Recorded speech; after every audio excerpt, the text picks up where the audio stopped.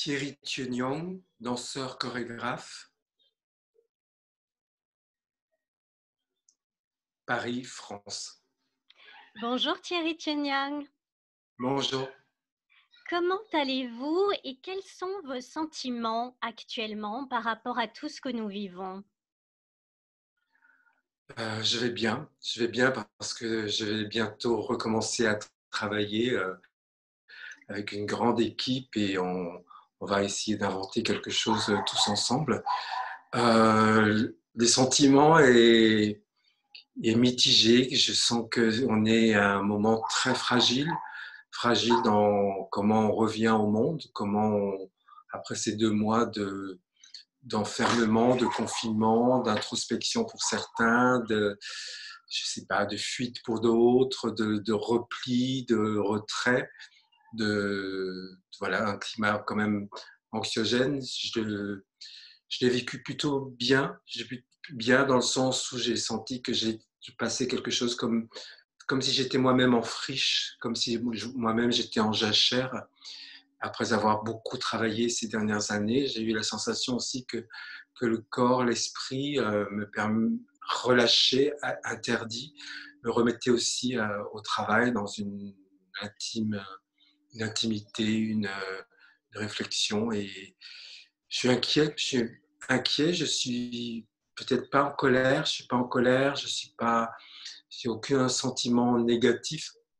J'ai juste la sensation qu'il faut qu'on soit, voilà, qu'on est dans cette vulnérabilité tout le temps et qu'elle va être de plus en plus ouverte, partagée, commune et qu'il va falloir être très, très solidaire, très, très proche des uns des autres et d'inventer de nouvelles façons d'être ensemble surtout. Vous m'avez dit un jour que les livres nous parlent, qui réveillent une blessure ou nous remettent en joie. En quoi est-ce qu'ils vous paraissent essentiels en ces temps-ci? Alors, j'ai fait partie de ces privilégiés qui peut se retourner et rechercher un livre dans sa propre bibliothèque, mais aussi d'avoir pu lire des choses par le biais de Internet. Mais pour moi, les livres sont de toute façon font partie du soin. Donc, ce sont voilà, au même titre qu'une tisane ou qu'un médicament et qu'il y a dans les livres la possibilité du voyage, la possibilité de l'altérité, la possibilité de revenir aussi à sa propre histoire, qu'elle soit une histoire métissée, qu'elle soit une histoire étrangère, qu'elle nous ramène à l'exil de nos parents, de nos grands-parents, mais aussi à tout l'imaginaire des cultures, l'imaginaire des êtres, des corps.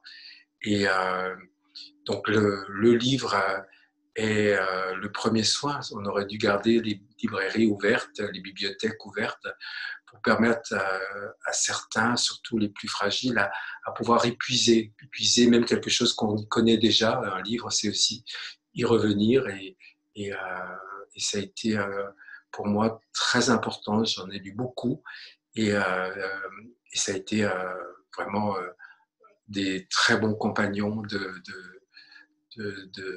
confinement. Vous l'avez dit, vous êtes danseur et chorégraphe. Normalement, vous avez besoin de liberté, besoin d'espace. Est-ce que le confinement, pour un danseur, est dès lors une forme de prison? Alors, je ne veux pas dire ça, parce que d'abord, je sentais que de toute façon, on était dans une situation particulière, qu'il fallait être très prudent, très, très solidaire, très à l'écoute des corps des autres pour ne pas propager le virus, pour ne pas le recevoir, d'être dans cette écoute-là. J'ai respecté la marche, donc j'ai beaucoup marché, je marche encore beaucoup, je prends toujours pas les transports en commun, j'ai juste envie de marcher dans Paris, je peux traverser 2 heures Paris sans souci. J'habite dans une impasse, donc dans cette impasse, j'ai pu marcher, j'ai pu même danser, puisque voilà, je m'autorisais à danser dans cette impasse avec des voisins qui sortaient leur instrument de musique, d'autres qui regardaient. Donc voilà, j'ai eu cette chose-là.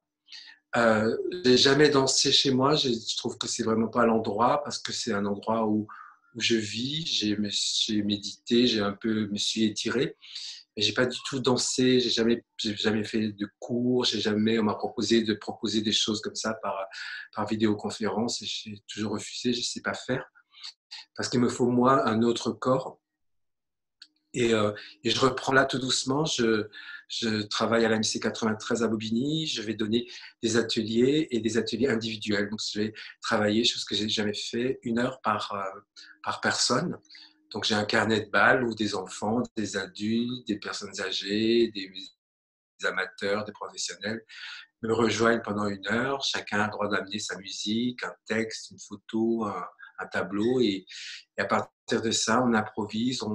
Voilà, je partage des outils de composition pour pouvoir échanger et me remettre comme ça au travail. Et c'est plutôt joyeux, plutôt euh, ouais, timide et touchant parce qu'on arrive tout à coup à savoir comment on danse au début avec un masque, comment on danse à éloigner l'un de l'autre et comment trouver un mouvement commun quand on est séparé. Comment on est ensemble quand on est séparé, même dans le même espace. Vous étiez en train de travailler à 2 spectacles qui auraient dû être joués à Avignon quand tout s'est arrêté. Que redoutez-vous aujourd'hui pour le monde de la danse et pour la précarité des danseurs ou des chorégraphes? Euh, je, je redoute qu'il y ait cet effet domino qui fait qu'à un moment donné, tout ce qu'on va essayer de mettre en place aujourd'hui dans le présent ne va pas remplacer forcément tout ce qui a été reporté, annulé. J'ai la chance, moi, d'avoir un statut particulier qui est celui d'être protégé, encouragé par des structures, voilà, la MC 93 à Bobigny, le Théâtre national populaire de Villeurbanne, le Théâtre national de Strasbourg. Tous les projets sont accompagnés, donc ce sont des projets qui étaient officiellement maintenant reportés, et puis là, on commence même déjà à avoir un calendrier qui reprend de répétitions, puis de représentations. Voilà, fin juillet, octobre, janvier. Donc, il y a des choses qui se mettent en place. Je sens que les plus fragiles vont les petites compagnies, les jeunes chorégraphes, les jeunes metteurs en scène ont du mal. À nous de les accompagner, à nous de partager les outils qu'on a, d'ouvrir les théâtres, les lieux pour les répétitions. Voilà, voilà, en protégeant évidemment tout le monde, en respectant les gestes, en respectant tous les gestes barrières, comme ils disent, les protocoles sanitaires. Et puis, on va, je pense, voilà, je pense pas simplement dans mon métier ou dans ma chapelle, je pense voilà, à la fragilité de tous les métiers des soignants, les métiers d'éducation, les métiers de prévention, voilà, dans les hôpitaux psychiatriques, dans les prisons, dans les foyers pour la jeunesse, dans les EHPAD. Voilà, tous ces lieux vont être fragiles, mais c'est aussi les commerçants, les gens du tourisme. Voilà, on est tous les écrivains, les plasticiens, les cinéastes qui, eux, n'ont pas forcément le statut qu'on a, nous, en tant qu'intermittents du spectacle. Donc, je pense on va tous devoir questionner notre relation au travail et on n'est plus dans la question de la propriété, du capital, on va dire, mais on va revenir vraiment à la question du travail. C'est quoi le travail et comment ce travail peut être redistribué, partagé et entendu pour chacun. Vous parliez du tourisme et c'est vrai qu'à l'heure actuelle, les frontières sont encore fermées. Il nous est impossible d'aller au bout du monde. Ce bout du monde qui est aussi le Vietnam, dont vous êtes en partie originaire. Est-ce que vous savez quelle est la situation là-bas par rapport au coronavirus? Alors, étrangement, c'est qu'il y a très, très, très peu de cas. Il y a eu, d'abord, je pense que ça a été très vite, le confinement a été très vite instauré.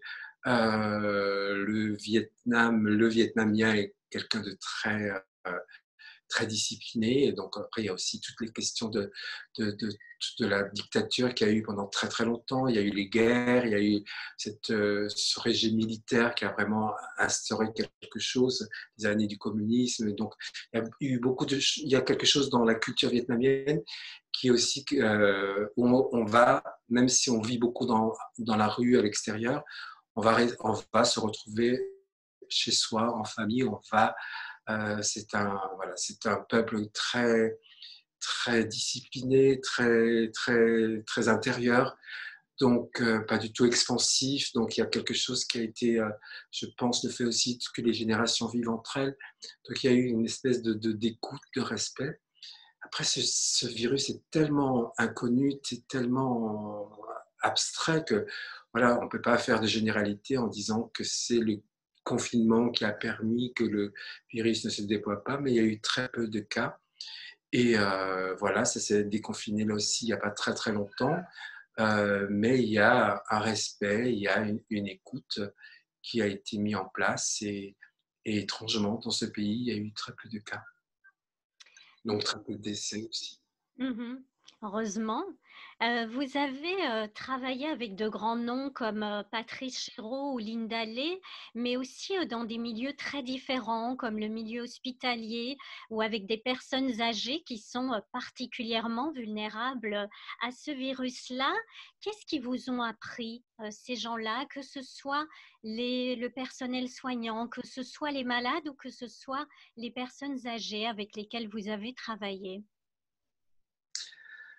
Ben, je veux dire, avec cette pandémie, j'ai été très, très bouleversé, très touché parce que nombreux de mes ateliers que je pouvais mener, que ce soit en prison, avec des lycéens, avec des personnes âgées, ou à l'hôpital Avicenne à Bobigny où je suis artiste associé en résidence, ça a été voilà, très violent puisque tout a été arrêté, qu'on n'est pas encore prêt à pouvoir recommencer à travailler en groupe.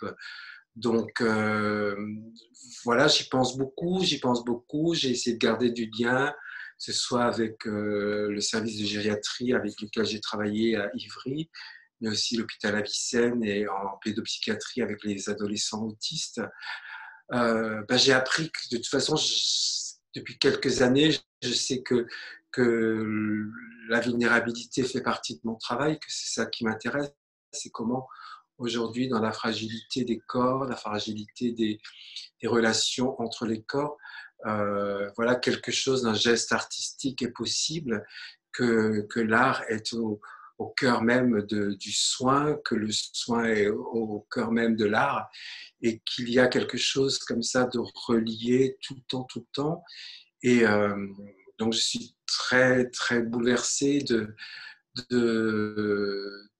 voilà, de ce qui nous est arrivé, et en particulier chez ces gens-là, que ce soit dans la prison, que ce soit des enfants autistes qui se sont tout à coup enfermés, eux déjà en eux, qui se retrouvent enfermés dans leur famille, des familles qui tout à coup n'ont pas les armes parce que voilà, ils ne peuvent pas les emmener dans les centres, dans les hôpitaux, pour qu'ils puissent être aidés, les personnes âgées dans les EHPAD ou à l'hôpital.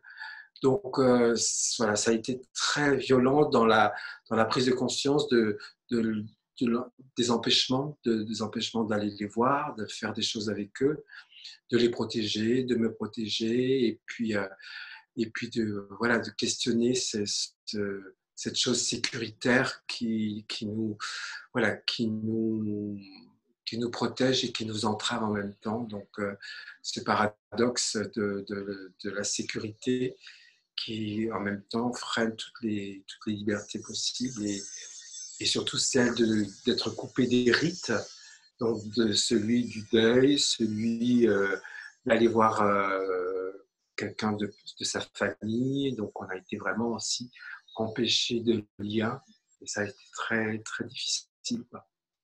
Vous nous parlez de ces enfants autistes dans ce magnifique livre que vous avez coécrit avec Marie Desplechin qui s'appelle Au bois dormant. Nous sommes d'ailleurs un petit peu tous dans des bois dormants en ce moment, qui a été publié aux éditions des Buscla. Ces enfants-là, comme vous le disiez, ils sont enfermés dans leur corps, ils sont enfermés en partie dans leur tête. En quoi est-ce que vous vous êtes véritablement libérés mutuellement? Donc, d'abord, je pense que euh, avec toute relation, à un moment donné, quand la relation elle devient vraiment profonde, sensible, basée sur un partage, sans hiérarchie, que la transmission se fait autant dans un sens que dans un autre, on se sent agrandi, on se sent transformé. Moi, j'essaie que par le biais de la danse, qui est un langage non verbal, justement de pouvoir aussi toucher des gens dont la langue est privée. Donc, là, quand le langage n'est plus, ne fait plus effet, quand le langage est interdit, le langage est absent, comment se mettre en relation avec un autre corps, une autre personne qui ne parle pas la même langue, quand il s'agit de personnes qui sont migrantes, quand il s'agit d'enfants autistes ou d'adolescents autistes donc qui sont enfermés où le langage devient chaotique, ou plus encore quand on perd la langue, on perd le langage chez des personnes atteintes quand tout à coup le langage s'échappe. Qu'est-ce qui se passe? Donc comment on retrouve par les gestes cette chose-là? Et quand à un moment donné, on accepte que cette absence de langage ouvre un autre langage qui est celui du mouvement, du geste, je pense que l'un et l'autre, des deux côtés, on s'agrandit, on s'invente, on se réinvente, on invente du lien. Et c'est pas parce que je suis artiste que je me mets au service aussi d'une autre langue, d'un geste, d'un tout petit chaos qui va me permettre d'inventer de l'imaginaire. Et cet imaginaire va peut-être transcender le réel et donc aussi consoler, réparer, au moins pour un instant, quoi. Alors, dans le monde d'aujourd'hui, on ne peut plus s'approcher, encore moins se toucher. Or, la danse, c'est évidemment le contact des corps. Comment est-ce que vous allez devoir réinventer la danse? Alors, on va essayer de la réinventer où les corps vont être éloignés les uns des autres, ils vont peut-être bouger ensemble. Comment être ensemble quand on est éloigné, quand on est séparé?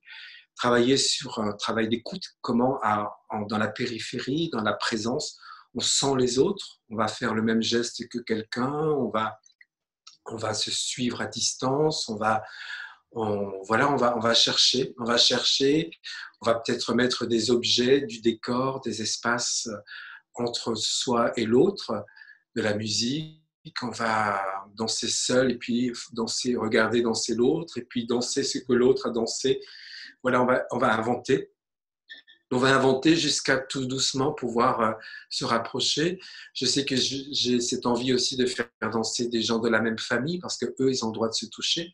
Donc déjà, voilà, donc du coup, chercher, voilà, inventer des situations où qu'est-ce qui se passe quand on est les uns loin des autres, quand on est de la même famille, qu'on a le droit de porter son enfant sur le dos et de pouvoir danser. Voilà, ça va être très compliqué pendant quelques mois, jusqu'à pouvoir toucher, jusqu'à ce qu'on est sûr que lui, j'ai le droit de le toucher, elle, je n'ai pas le droit de la toucher. On va faire avec. On va faire avec. Moi, j'essaie que ce ne soit pas des empêchements, mais que ce soit plutôt des outils de questions, des questions pour inventer, des challenges pour me dire voilà comment inventer une histoire entre deux personnages, entre deux personnes. Voilà, privilégier le regard, le geste à distance, la place des corps, voilà, un qui regarde pendant que l'autre bouge, c'est déjà de la relation.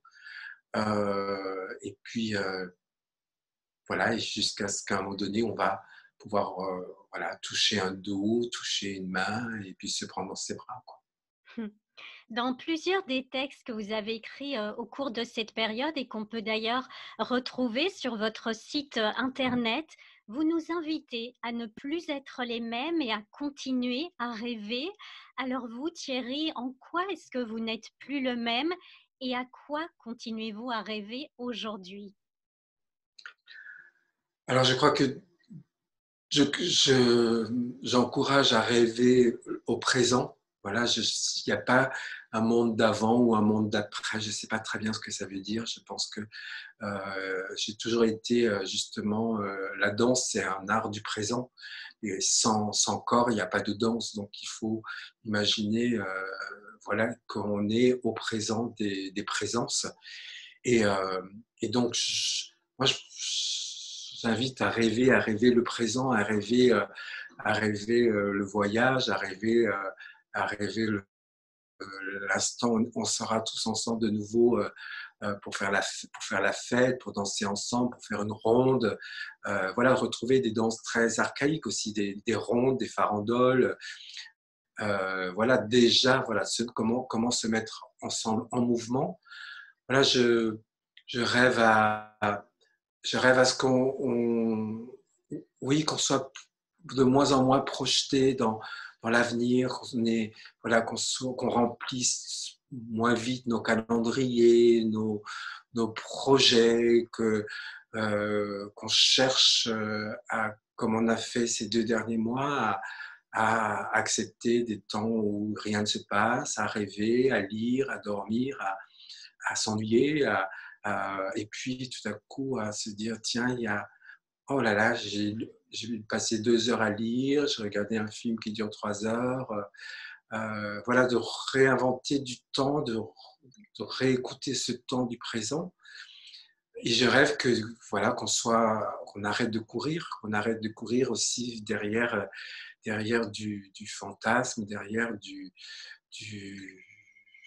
qu'on soit ni dans la nostalgie ni dans le fantasme, qu'on reste vraiment soucieux, à l'écoute du présent et, et d'accueillir les rêves qui arrivent, voilà, qui arrivent sans que ce soit des projections, juste des rêves et de ne pas confondre ce que j'ai rêvé et qui sont des vrais rêves et ceux qui sont juste du désir.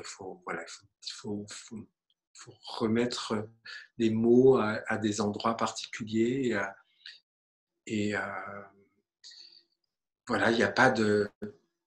Voilà, je crois que j'ai envie de dire que j'ai appris aussi autant pendant ces 20 dernières années, on va dire, j'ai défait la peur, j'ai défait les peurs pour en faire autre chose.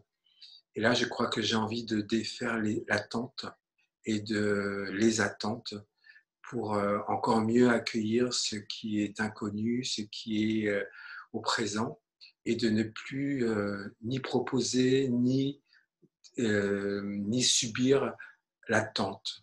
Donc voilà, c'est un grand projet, mais voilà, je viens juste de le vivre là en le parlant. Donc ça me trouble de m'entendre dire que, voilà, de ne plus me projeter dans des attentes, euh, ni de l'autre, des autres, ni de ce qui va arriver. Parce que l'exemple, voilà, on vient de vivre quelque chose qu'on n'attendait pas. Et voilà, donc restons pas vigilants, mais restons à l'écoute, restons sensibles à ce qui nous arrive comme un cadeau. Eh bien, merci de nous avoir fait, le cadeau d'être avec nous aujourd'hui. En tout cas, Thierry, portez-vous bien et je vous souhaite plein de belles choses. Moi aussi, merci vraiment voilà, et restons confiants, patients et voilà, et n'ayons pas peur de ce qui nous arrive. Merci pour cette belle Merci beaucoup. conclusion. Portez-vous bien. Au revoir. À bientôt. Au revoir.